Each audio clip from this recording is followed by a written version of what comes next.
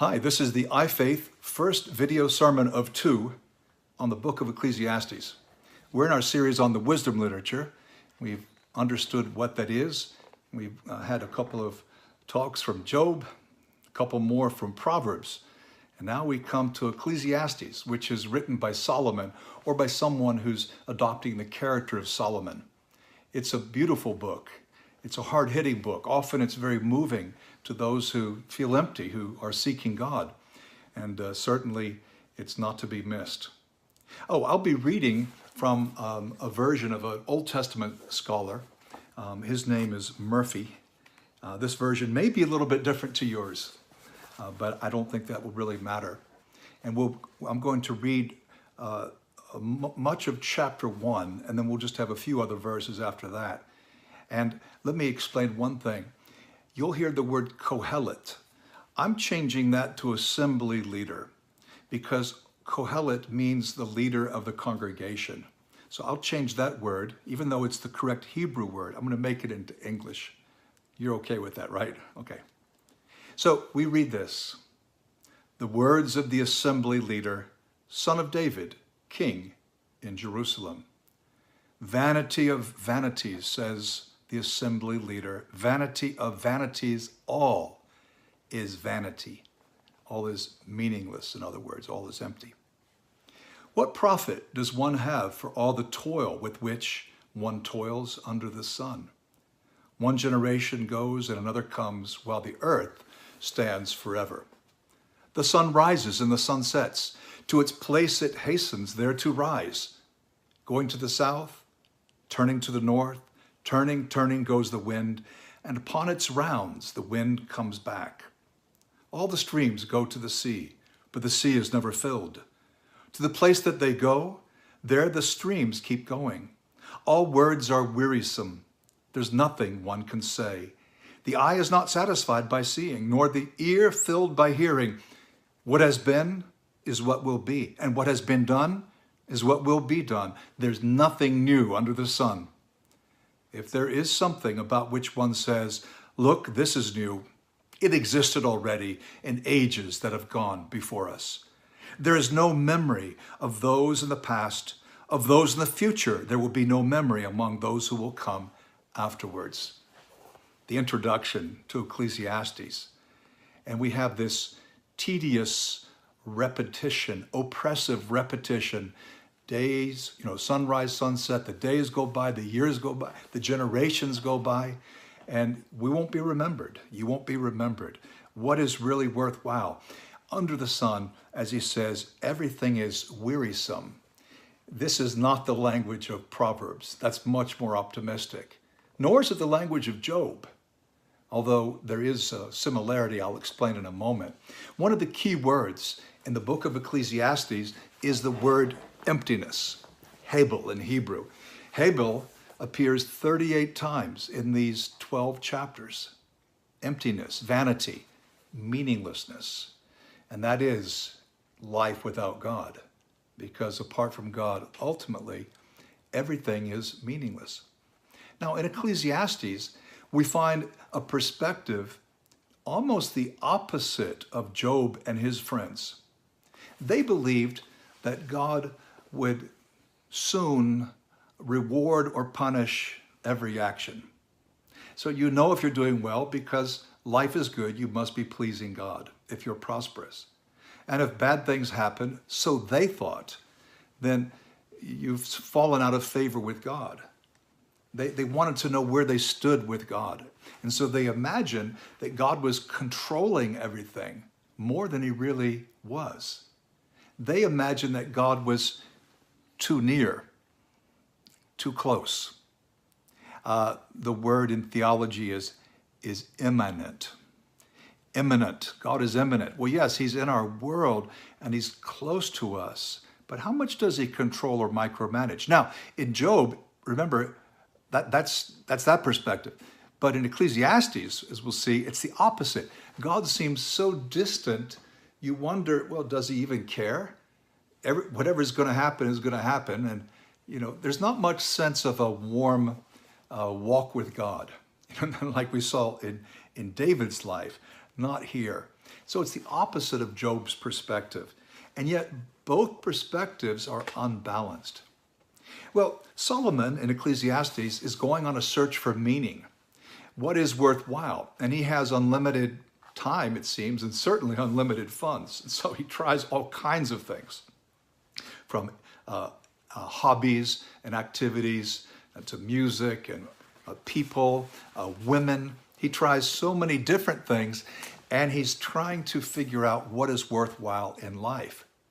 And he's searching for meaning. And he shows us repeatedly that without God, everything is empty. Now, the phrase, you won't find the phrase without God. The phrase is under the sun.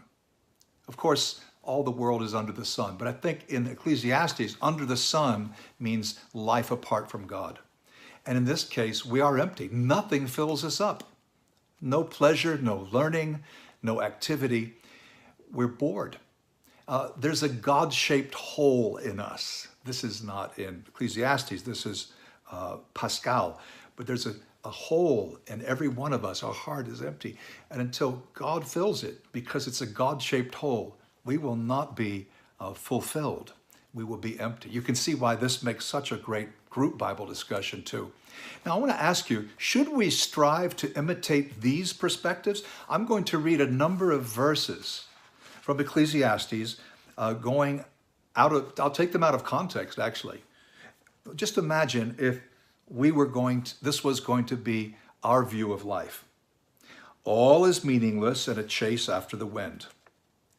There's no profit under the sun. I knew the same lot comes to both. I said to myself, the lot of the fool also comes to me. So why should I be so very wise? Why even bother? I hated life. Humans have no advantage over animals. All is vanity. I praised the dead who had long since died more than the living who must still live. Better than both, the one who's never lived, the one who's never seen the evil work that is done under the sun. He's saying it's better just not even to be born. What advantage have the wise over the foolish? Better is a good name than a good ointment. Better is the day of death than the day of one's birth. Better to go to a house of mourning than to a house of feasting. It's a little heavy, huh? Do not be overly just or be wise to excess. Why should you be ruined? Do not be overly evil and do not be a fool. Why should you die before your time? You know, he's looking for a righteous man. And he says, 1 man in 1,000 I have found, but a woman among all these I've not found, not even one. Everything is the same for everybody. The same lot for the just and the wicked, the good, the clean, and the unclean, the one who offers sacrifice, the one who does not. As it is for the good, so it is for the sinners. Like everyone's getting the same thing. We all die. Again, I observed under the sun that the swift do not win the race, nor the strong the battle, nor do the wise have bread, nor the clever have riches, nor do those who know find favor, but a time of calamity happens to them all. You know, even if you train and you're fast, you may lose the race. Strength doesn't guarantee anything. There's time and chance. Bad things can happen to all of us. Read one more passage. Vanity of vanities, says the assembly leader, all is vanity. So my question was this, should we strive to have this kind of perspective? Well, of course not, because if that's how we really felt, if that's how we looked at the world, we would lose all sense of wonder and faith, that childlike acceptance, that's good. There'd be no joy, no hope. See, he's showing us by a negative example how not to think. And you got to wonder, well, how did he get to the point where he had such a uneven, unbalanced kind of perspective? Well, I think we can answer that. Just think of Solomon's life. 1 Kings 11 is one of many chapters that's very important to know in the Bible. In the law, there were warnings that the king must not accumulate lots of money, lots of horses and chariots, or a harem, you know, these multiple wives or almost wives. He should avoid idolatry and he mustn't be careless. But we read 1 Kings 11, we see Solomon did just that. He made alliances with foreign governments. He put his trust in diplomacy and statecraft instead of really putting his trust in God.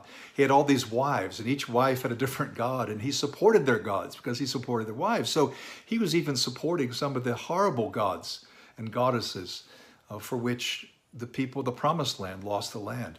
Now the good news is, Christians, we never need to be empty. Jesus Christ has redeemed us for an empty way of life, 1 Peter 1:18. But still, sometimes we slip into worldly thinking and behavior. We can slip into empty ways, and that can bring boredom. If we spend too little time in the Word, that will affect us spiritually. Boy, I remember one summer, I was spending some time in the Bible, but not compared to normal, not that much each day.